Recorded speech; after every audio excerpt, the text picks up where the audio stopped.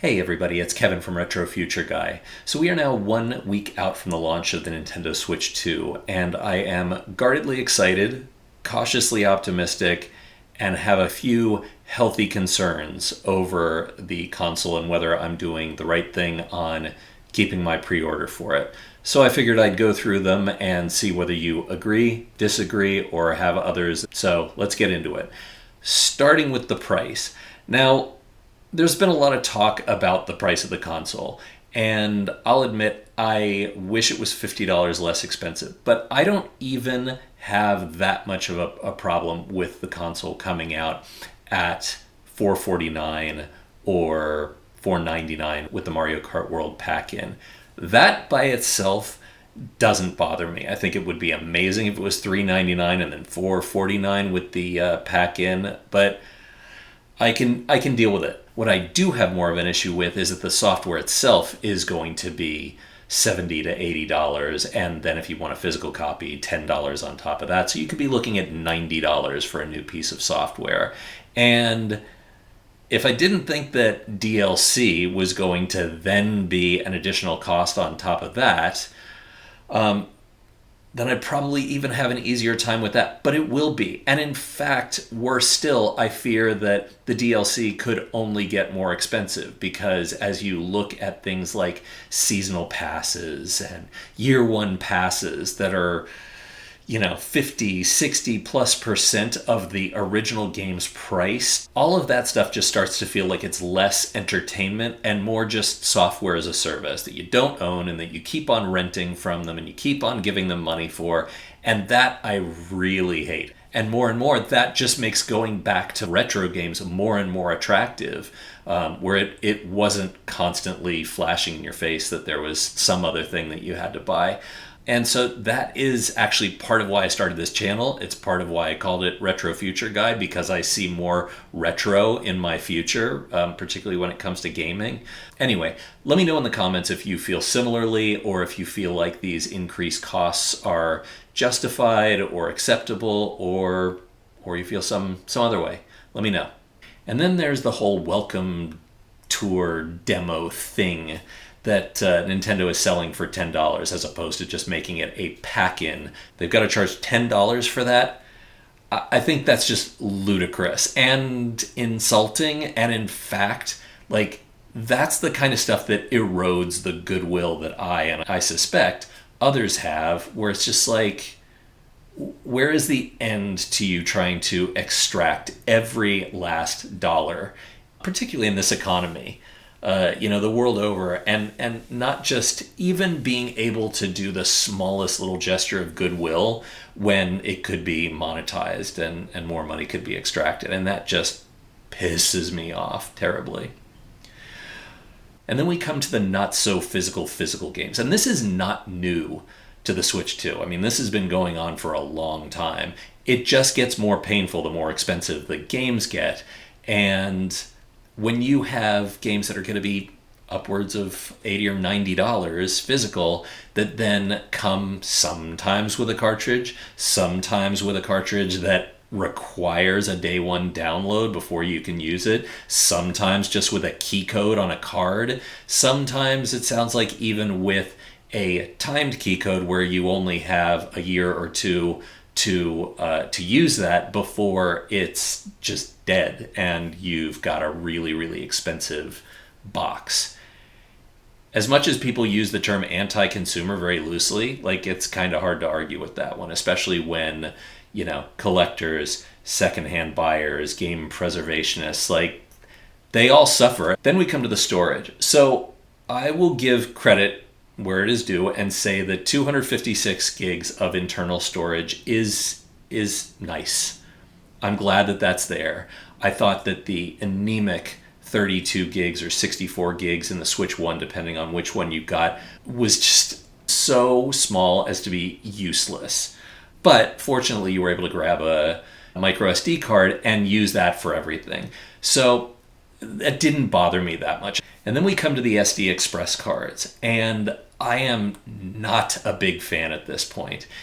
Partially for the fact that you want to talk retro. I feel like I'm going back 10 or 15 years just to pay the same prices for the same small amount of storage that I used to have to do with SD cards. I mean, they're all 2 to 3 times more expensive than their slower counterparts. And really, does the Nintendo Switch 2 require that kind of throughput to push the amount of data to the unit to be able to give you the games that you want?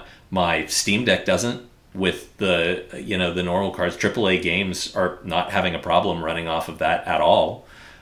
So if that is really a thing and not an artificial limitation, then so be it. I get that these things move forward and that there is always going to be a faster chip. I just wonder whether the Nintendo Switch 2 is actually one that requires it. It's not that powerful a piece of hardware. Yeah, the specs are way better on it in a lot of ways that matter to me, including the larger screen.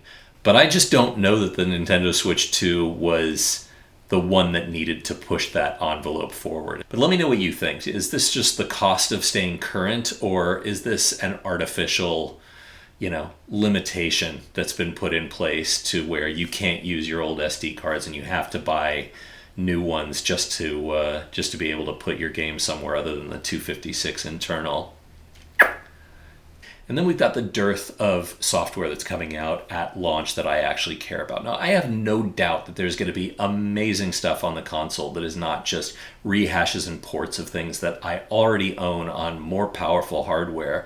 But right now, at launch, the only thing I really care about is Mario Kart World. And I have to think that no matter how cool that might end up being, that I am likely to burn through that. And then I'll come back to it occasionally. But is any one game enough to spend, like $500 after tax and probably $600 after accessories and all that for any one game? Like, honestly, I can't think of a single game where I felt like, ooh, that one thing was worth it.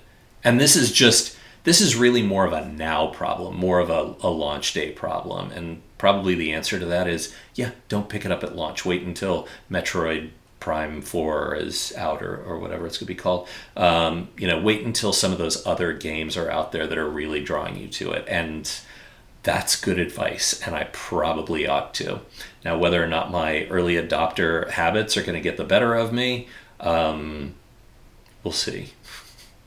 And then I've got to talk about the terms of service, because it's something that has a lot of people concerned. It has me kind of concerned as well. And I'm not a legal expert, and I don't know whether their ability to brick your console, or essentially brick the software that your console needs to run, so essentially brick it, is legal, whether they can get away with that in the US. I'm sure that there will be some point soon that somebody will push that envelope and find out the hard way, because Nintendo, above a lot of other companies, seems to get pretty litigious when they don't like something. And they're happy to sue you into oblivion, not the good kind of oblivion, the bad kind, and that you will have to acquiesce to their terms, because what's your alternative?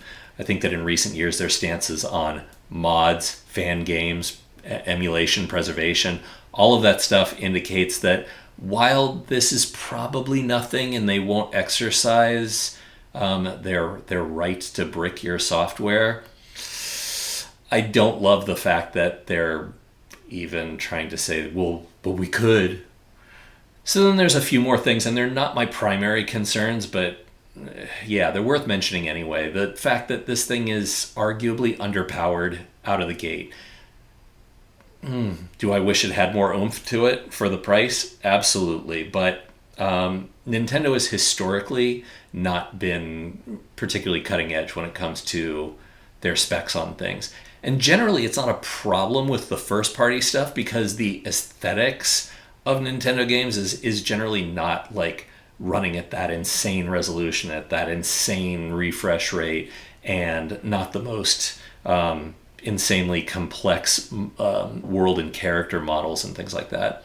But historically, you've also seen a lot of ports of games coming to their systems that are in some way inferior or limited because of the specs of the system. And Granted, people have done incredible things with porting some old games to the Switch 1, and it's always super cool to see, but it also wouldn't be quite as necessary if the hardware specs were a little bit more in line with current generation hardware, which they aren't.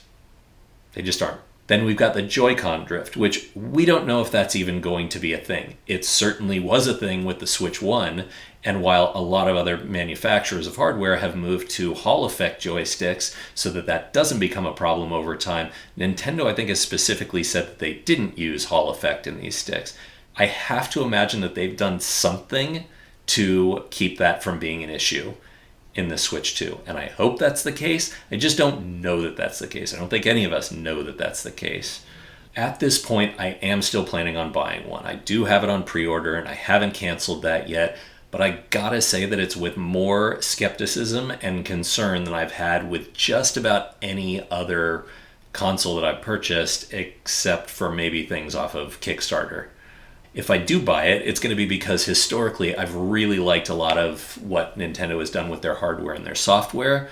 They've done some amazing things, and third-party developers have managed to do amazing things with the hardware as well. And so it would be mostly that. I also know that I've got friends who are interested in it who, if I don't like it and can't justify keeping the purchase for myself, they'll be happy to take it off my hands. I am still absolutely leaving the door open to being pleasantly surprised by it because it's happened in the past. And it's happened in the past from Nintendo. There's the possibility that it's going to be a lot worse than I think it is, which I don't think that's the case. I think it's probably going to be exactly what I think it is. And every day I wonder, do I do this? Do I not do this? The reality is I am likely to feel like a bit of a hypocrite if I do get it, because I am pretty certain that these things that I've identified as potential issues are going to be problems for me. And again, this is saying nothing about what's important to you. You may have a completely different set of concerns. You may have no concerns at all.